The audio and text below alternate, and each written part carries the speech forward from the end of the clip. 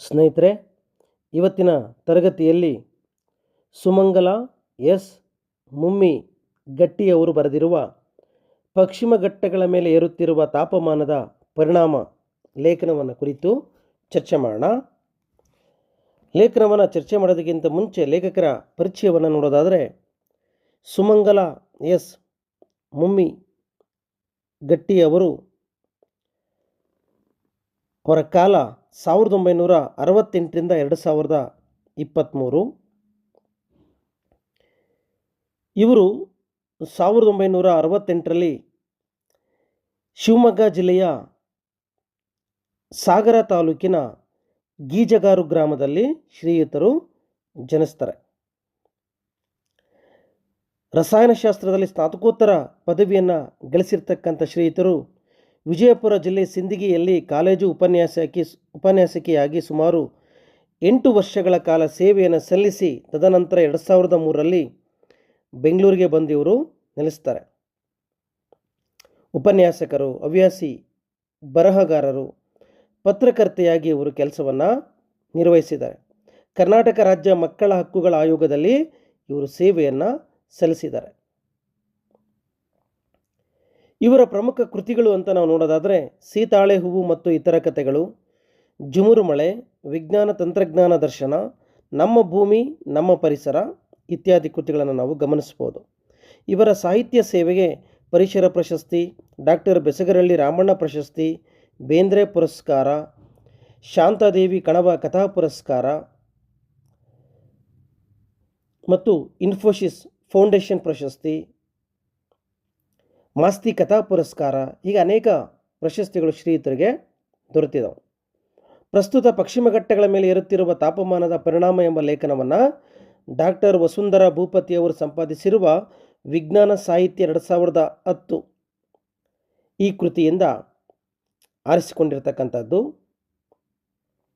ಇಂದು ಮನುಷ್ಯನ ದುರಾಸೆಯಿಂದ ಪರಿಸರದ ಮೇಲೆ ಆಗ್ತಕ್ಕಂಥ ಅನೇಕ ದುಷ್ಪರಿಣಾಮಗಳ ಬಗ್ಗೆ ಈ ಲೇಖನ ಬೆಳಕು ಚೆಲ್ಲುತ್ತೆ. ಲೇಖನ ಹೀಗೆ ಆರಂಭ ಆಗುತ್ತೆ. ಮನುಷ್ಯನ ದುರಾಸೆಯಿಂದ ಪರಿಸರದ ಮೇಲೆ ಅನೇಕ ದುಷ್ಪರಿಣಾಮಗಳಾಗುತ್ತಿವೆ. ಈ ಭೂಮಿಯಲ್ಲಿ ಎಲ್ಲ ಜೀವಿಗಳು ತಾವು ಬದುಕಿ ಇತರರನ್ನು ಬದುಕಿಸುತ್ತಿವೆ. ಆದರೆ ಮನುಷ್ಯ ಮಾತ್ರ ಇದಕ್ಕೆ ಅಪವಾದ. ಎಲ್ಲವೂ ತನಗಾಗಿಯೇ ಮೀಸಲು ಎಂದುಕೊಂಡು ವಿನಾಶದಂಚಿಗೆ ಸಾಗುತ್ತಿದ್ದಾನೆ. ಪಶ್ಚಿಮ ಘಟ್ಟಗಳ ಮೇಲೆ ಉಂಟಾಗಬಹುದಾದ ಅನೇಕ ಪರಿಣಾಮಗಳನ್ನು ಲೇಖಕಿಯವರು ಯಾವ ರೀತಿಯಾದಂತಹ ತೊಂದರೆಗಳಾಗುತ್ತವೆ ಎಂಬ ಅಂಶವನ್ನು ಬೆಳಕಿಗೆ ತರುತ್ತಾರೆ. ಏರುತ್ತಿರುವ ತಾಪಮಾನದಿಂದಾಗಿ ಹಸಿರುಮನೆ ನಾಶವಾಗುತ್ತಿರುವುದರಿಂದ ಸರಾಸರಿ ತಾಪಮಾನ ಹೆಚ್ಚಾಗುತ್ತಿದೆ.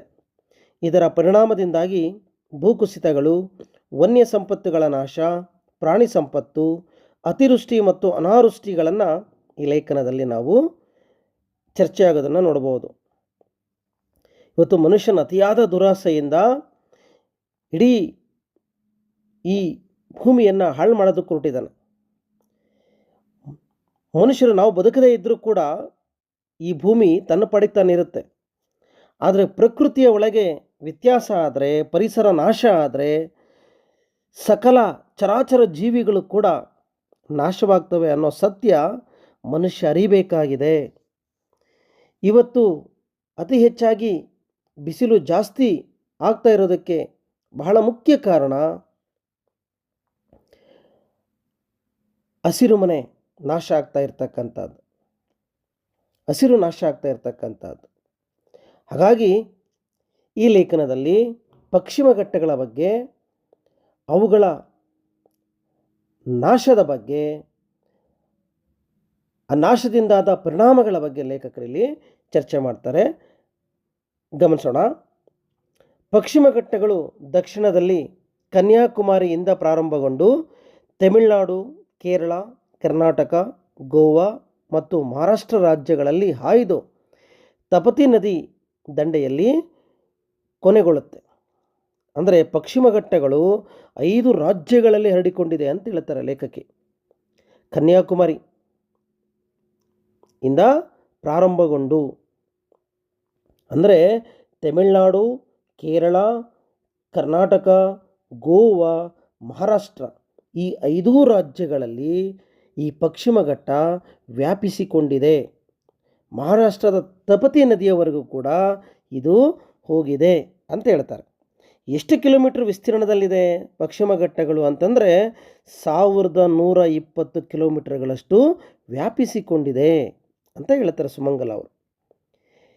ಈ ಬೆಟ್ಟಗಳನ್ನು ಪಶ್ಚಿಮ ಕರಾವಳಿಯ ಕಡೆಯಿಂದ ಏರಿದಾಗ ಸ್ನಾನಘಟ್ಟದ ಸೋಪಾನಗಳ ಹಾಗೆ ಹಂತ ಹಂತವಾಗಿ ಮೇಲಕ್ಕೆ ಹೋಗಿರ್ತಕ್ಕಂಥದ್ದನ್ನು ನಾವು ನೋಡ್ತಾ ಹೋಗ್ತೇವೆ.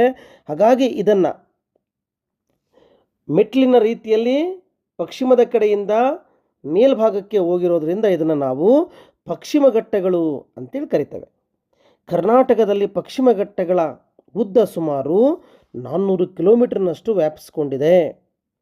ಇಂತಹ ಪಶ್ಚಿಮ ಘಟ್ಟದಲ್ಲಿ ಕರ್ನಾಟಕದ ಭಾಗದಲ್ಲಿ ಕಾಣುವ ಅತ್ಯಂತ ಉನ್ನತವಾಗಿರ್ತಕ್ಕಂಥ ಶಿಖರ, ಕರ್ನಾಟಕದ ಅತ್ಯಂತ ಎತ್ತರವಾದ ಶಿಖರ ಯಾವುದು ಅಂತಂದರೆ ಮುಳ್ಳಯ್ಯನಗಿರಿ. 1927 ಮೀಟ್ರ್ ಇದು ಎತ್ತರ ಇದೆ.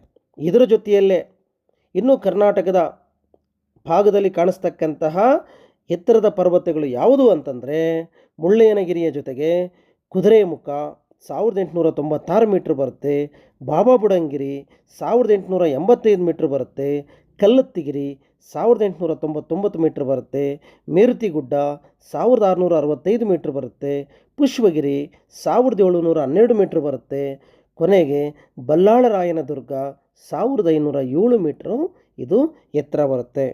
ಹಾಗಾಗಿ ಪರೀಕ್ಷೆಯಲ್ಲಿ ಪಶ್ಚಿಮ ಘಟ್ಟದಲ್ಲಿ ಬರ್ತಕ್ಕಂತಹ ಕರ್ನಾಟಕ ಭಾಗದಲ್ಲಿ ಬರ್ತಕ್ಕಂತಹ ಪರ್ವತಗಳನ್ನು ಹೆಸರಿಸಿ ಅಂದರೆ ಮುಳ್ಳಯ್ಯನಗಿರಿ, ಕುದುರೆಮುಖ, ಬಾಬಾ ಬುಡನ್ಗಿರಿ, ಕಲ್ಲತ್ತಿಗಿರಿ, ಮೇರುತಿಗುಡ್ಡ, ಪುಷ್ಪಗಿರಿ, ಬಲ್ಲಾಳರಾಯನ ದುರ್ಗ ಇವುಗಳನ್ನು ನೆನಪಿಟ್ಕೋಬೇಕು.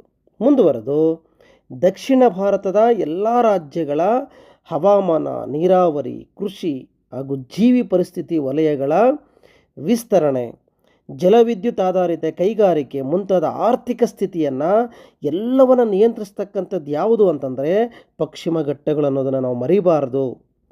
ಕರ್ನಾಟಕದಲ್ಲಿಯೂ ಪರಿಸ್ಥಿತಿ ಇದಕ್ಕೆ ಹೊರತಾಗಿಲ್ಲ. 5 ರಾಜ್ಯಗಳ ಹವಾಮಾನವನ್ನು, ನೀರಾವರಿಯನ್ನು, ಅಗ್ರಿಕಲ್ಚರ್ ಕೃಷಿಯನ್ನು, ಜೀವ ಪರಿಸರವನ್ನು, ಜಲವಿದ್ಯುತ್ತನ್ನು, ಕೈಗಾರಿಕೆಗಳನ್ನು ನಿಯಂತ್ರಿಸ್ತಾ ಇರತಕ್ಕಂಥದ್ದು ಈ ಪಶ್ಚಿಮ ಘಟ್ಟಗಳು. ಹಾಗಾಗಿ ಈ ಪಶ್ಚಿಮ ಘಟ್ಟಗಳನ್ನು ಉಳಿಸ್ಕೊಳ್ತಕ್ಕಂಥದ್ದು ನಮ್ಮೆಲ್ಲರ ಜವಾಬ್ದಾರಿ ಅಂತೇಳಿ ಲೇಖಕರು ಹೇಳ್ತಾರೆ. ಜಗತ್ತಿನ 18 ಮುಖ್ಯ ಜೀವ ವೈವಿಧ್ಯದ ಪ್ರಮುಖ ಸ್ಥಾನಗಳಲ್ಲಿ ಪಶ್ಚಿಮ ಘಟ್ಟವೂ ಕೂಡ ಇದೆ ಅನ್ನೋದನ್ನು ನಾವು ಮರಿಬಾರದು. ಮನುಷ್ಯನ ಚಟುವಟಿಕೆಗಳಿಂದ ವಾಯುಮಂಡಲವನ್ನು ಸೇರಿರ್ತಕ್ಕಂಥ ಹಸಿರುಮನೆ ಅನಿಲಗಳು ಅಂತೇಳಿ ಕರೀತಾರೆ. ಇವು ಕಾರ್ಬನ್ ಡೈಆಕ್ಸೈಡ್ ಅಥವಾ ಮೀಥೇನ್, ನೈಟ್ರಸ್ ಆಕ್ಸೈಡ್, ನೀರಿನ ಆವಿ, ಓಝೋನ್, ಕ್ಲೋರೋಫ್ಲೋರೋಕಾರ್ಬನ್ ಇವೆಲ್ಲವೂ ಕೂಡ ಹಸಿರುಮನೆ ಅನಿಲಗಳು. ಈ ಹಸಿರುಮನೆ ಅನಿಲಗಳು ಭೂಮಿಯ ತಾಪಮಾನವನ್ನು ಸರಾಸರಿ 1 ಡಿಗ್ರಿ ಸೆಲ್ಸಿಯಸ್ನಷ್ಟು ಹೆಚ್ಚಿಸಿದೆ. ನಾವು ಇನ್ನಾದರೂ ಕೂಡ ಜಾಗೃತಿಯನ್ನು ಪಡ್ಕೋಬೇಕು ಅಂತೇಳಿ ಹೇಳ್ತಾರೆ. ಹೀಗೆ ಹಸಿರುಮನೆ ಪರಿಣಾಮದಿಂದಾಗಿ ಪಶ್ಚಿಮ ಘಟ್ಟಗಳ ಮೇಲೆ ಅದು ಒತ್ತಡವನ್ನು ಉಂಟು ಮಾಡ್ತಾ ಇದೆ. ಅದರಿಂದಾಗಿಯೇ ಜೀವ ಆವಾಸ ಸ್ಥಾನಗಳು, ಜೀವ ವೈವಿಧ್ಯ, ಅಂತರ್ಜಲ ಇವುಗಳ ಮೇಲೆ ಪರಿಣಾಮವನ್ನು ಬೀರ್ತಾ ಇದೆ. ಹಾಗಾಗಿ ಏರುತ್ತಿರುವ ತಾಪಮಾನದ ಪರಿಣಾಮ ಯಾವುದ್ರ ಮೇಲೆ ಬೀಳ್ತಾ ಇದೆ? ಪರೀಕ್ಷೆಯಲ್ಲಿ ಕೇಳ್ತಾನೆ 2 ಅಂಕಗಳಿಗೆ. ಆಗ ಜೀವ ಆವಾಸ ಸ್ಥಾನಗಳು, ಜೀವ ವೈವಿಧ್ಯ, ಅಂತರ್ಜಲದ ಮೇಲೆ ಅದರ ಪರಿಣಾಮವನ್ನು ನಾವು ನೋಡಬಹುದು. ಪಶ್ಚಿಮ ಘಟ್ಟಗಳ ಹಲವಾರು ಪ್ರದೇಶಗಳಲ್ಲಿ ಉಂಟಾಗುತ್ತಿರುವ ಭೂಕುಸಿತವನ್ನು ಕೂಡ ಹವಾಮಾನ ವೈಪರೀತ್ಯದ ಪರಿಣಾಮ ಅಂತಲೇ ನಾವು ಪರಿಗಣಿಸಲಾಗುತ್ತದೆ. ಇಲ್ಲಿರುವ ತೇವಭರಿತ ಜೌಗು ಪ್ರದೇಶಗಳು ಇವತ್ತು ಕಿರಿದಾಗ್ತಾ ಇದ್ದಾವೆ. ಇದರೊಂದಿಗೆ ಇಲ್ಲಿಯ ದಟ್ಟ ಅರಣ್ಯ ಪ್ರದೇಶಗಳಲ್ಲಿ ತಲೆ ಎತ್ತುತ್ತಿರುವ ಜಲವಿದ್ಯುತ್ ಯೋಜನೆಗಳು ಸಹ ಇಲ್ಲಿಯ ಆವಾಸವನ್ನು, ಇಲ್ಲಿನ ಭೂಭಾಗವನ್ನು ಸಣ್ಣದಾಗಿಸ್ತಾ ಇದೆ, ಕಿರಿದಾಗಿಸ್ತಾ ಇದೆ. ಕಾಡು ಸಣ್ಣದಾಗ್ತಾ ಇದೆ, ಕಾಡು ನಾಶ ಆಗ್ತಾ ಇದೆ. ಕಿರಿದಾದ ಆವಾಸ ಸ್ಥಾನಗಳು ಅರಣ್ಯ ಪ್ರದೇಶವನ್ನು ಕಿರಿದಾಗಿಸುವುದರಿಂದ ಇದು ತಾಪಮಾನದ ಏರಿಕೆಗೆ ಸ್ಥಳೀಯ ಕಾರಣವಾಗ್ತಾ ಇದೆ ಅಂತೇಳಿ ಹೇಳ್ತಾರೆ.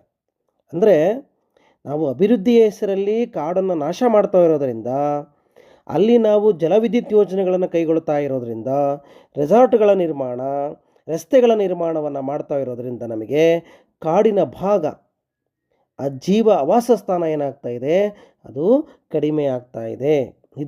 ಇದರಿಂದಲೂ ಕೂಡ ತಾಪಮಾನ ಅಂತಕ್ಕಂಥದ್ದು ಏರಿಕೆಗೆ ಕಾರಣವಾಗ್ತಾ ಇದೆ ಅಂತ ಹೇಳ್ತಾರೆ. ಯಾವುದೇ ಒಂದು ಪ್ರದೇಶದಲ್ಲಿ ಕಂಡುಬರುವ ಜೀವಿಗಳ ಒಟ್ಟು ಮೊತ್ತವನ್ನು ಜೀವವೈವಿಧ್ಯ ಅಂತ ಕರಿತೀವಿ. ಈಗ ಜೀವವೈವಿಧ್ಯ ಎಂದರೇನು ಅಂತ ಕೇಳಿದರೆ, ಯಾವುದೇ ಒಂದು ಪ್ರದೇಶದಲ್ಲಿ ಕಂಡುಬರುವ ಜೀವಿಗಳ ಒಟ್ಟು ಮೊತ್ತವನ್ನು ಜೀವವೈವಿಧ್ಯ ಅಂತೇಳಿ ಕರಿತೀವಿ. ಶ್ರೀಮಂತವಾಗಿರ್ತಕ್ಕಂಥ ಜೀವವೈವಿಧ್ಯ ಪಶ್ಚಿಮ ಘಟ್ಟಗಳಲ್ಲಿರ್ತಕ್ಕಂಥದ್ದು ಅದರ ವಿಶೇಷತೆ.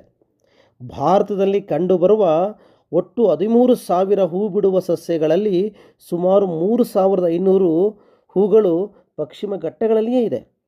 ಅವುಗಳಲ್ಲಿ 1,500 ಕೇವಲ ಪಶ್ಚಿಮ ಘಟ್ಟಗಳಿಗೆ ಮಾತ್ರ ಸೀಮಿತವಾಗಿರ್ತಕ್ಕಂಥ ಹೂಗಳು ಅನ್ನೋದನ್ನು ನಾವಿಲ್ಲಿ ಮರಿಬಾರದು. ಅದರ ಜೊತೆಯಲ್ಲಿ ಆರ್ಥಿಕ ಬೆಳೆಗಳು ಅಂತೇಳಿ ಕರೆಸ್ಕೊಳ್ತಕ್ಕಂತಹ ಮೆಣಸು, ದಾಲ್ಚಿನ್ನಿ, ಶುಂಠಿ, ಹಲಸು, ಮಾವು, ಏಲಕ್ಕಿ ಮುಂತಾದವುಗಳ ಮೂಲ ಸಸ್ಯಗಳು ಪಶ್ಚಿಮ ಘಟ್ಟಗಳಲ್ಲಿ ಇವೆ. ಇಲ್ಲಿ ಬೆಳೆಯುವ ಬಿದಿರು, ಬೆತ್ತ, ತೇಗ, ಮತ್ತಿ, ಹೊನ್ನೆ ಮುಂತಾದ ಪ್ರಮುಖ ವಾಣಿಜ್ಯ ಮರಗಳು, ವೈವಿಧ್ಯಮಯ ಕೀಟಗಳು, ಉಭಯವಾಸಿಗಳು, ಪಕ್ಷಿಗಳು, ಸರೀಸೃಪಗಳು ಎಲ್ಲವೂ ಕೂಡ ಪಶ್ಚಿಮ ಘಟ್ಟಗಳಲ್ಲಿ ವಾಸ ಮಾಡ್ತಾ ಇದ್ದಾವೆ.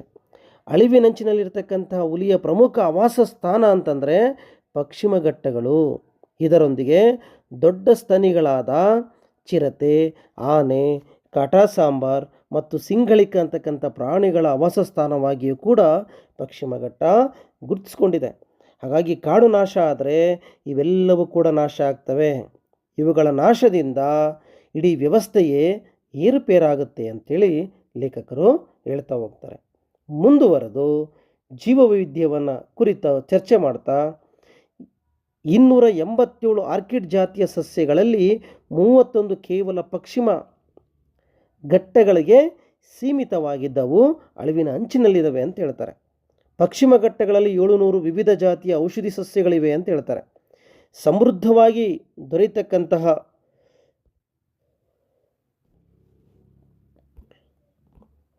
ಸಮೃದ್ಧವಾಗಿ ದೊರೆಯುತ್ತಿದ್ದ ಜೇನು ಇವತ್ತು ಕಡಿಮೆ ಆಗ್ತಾ ಇದೆ.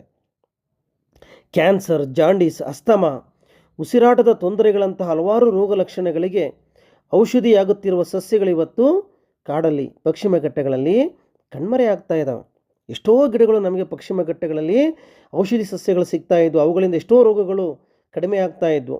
ಇವತ್ತು ಕಾಡು ನಾಶ ಆಗ್ತಾ ಇರೋದ್ರಿಂದ, ಔಷಧಿ ಸಸ್ಯಗಳು ಕೂಡ ನಾಶ ಆಗ್ತಾ ಇರೋದ್ರಿಂದ ಇವತ್ತು ಅನೇಕ ರೋಗಗಳಿಗೆ ನಾವು ತುತ್ತಾಗ್ತಾ ಇದ್ದೀವಿ, ಬಲಿಯಾಗ್ತಾ ಇದ್ದೀವಿ ಅಂತೇಳಿ ಲೇಖಕರು ಹೇಳ್ತಾ ಹೋಗ್ತಾರೆ.